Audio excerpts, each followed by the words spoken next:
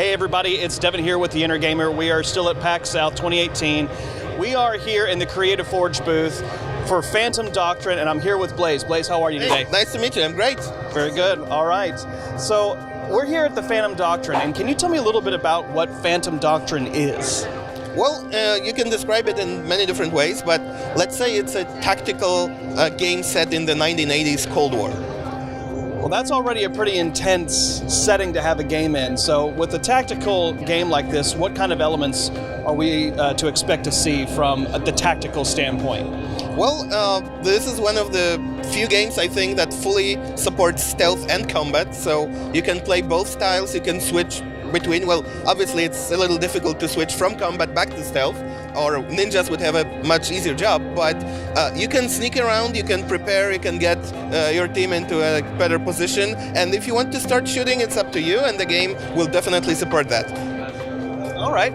So as far as the elements outside of combat, what is this whole spy network and doing the subterfuge of a spy network? What goes into that for this game?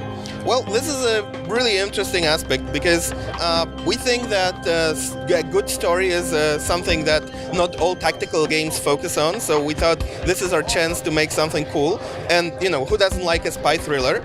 So the starting point of the whole story is that this is not an East versus West thing, because that's been played out a little bit. So it's not the Soviet Union versus NATO.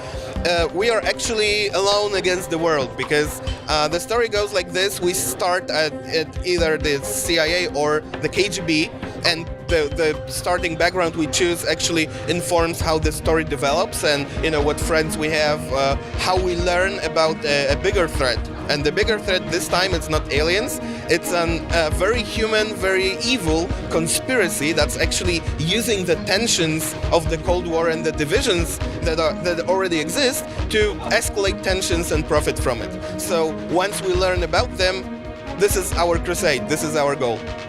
This sounds like a 007 movie on steroids so far. This is right up my alley as far as doing some sort of real spy network subterfuge. So with this being a spy game and engrossed in the Cold War, what are these characters that we're going to be playing as in this spy network? So our assumption was that in such desperate straits, we would have to take anyone who can help our cause. So we recruit from former KGB, CIA agents, but also, all the other organizations, from secret police in different countries to even possibly criminal organizations where people have the right skills. And it's cool because the pool of agents we've got on our roster is being used for everything. So being this underdog organization, we cannot really afford to have a separate team of engineers, of scientists, of researchers. So we have all our agents able to do different things, but if you assign them to do something, they're not available for something else, and that comes into the management of this spy network. We travel to different countries, we try to foil the conspiracy's plots, but we also research, we also analyze stolen documents, we can interrogate captured enemy agents, and so on. There is a lot of really the darker side of the spy war, so it's not cocktail and then just one shot from a silenced pistol. It's a lot of dirty work, kidnapping, conspiracy, sabotage, and so on. So it's a little more Jason Bourne than James Bond, actually. That's accurate. We got to watch a little bit of the gameplay here, and for one, it looks great. Now, your development team also did the game Hard West, correct? That's absolutely true. Another tactical game, although that was a really small indie project compared to the scope of Phantom Doctrine. Yeah, I was going to say that this game was a big departure from the weird Western kind of tactical game. So what spawned this idea for doing this kind of game? Actually, the starting point, the idea was conspiracy, not Cold War, because we wanted to do something interesting and not wacky.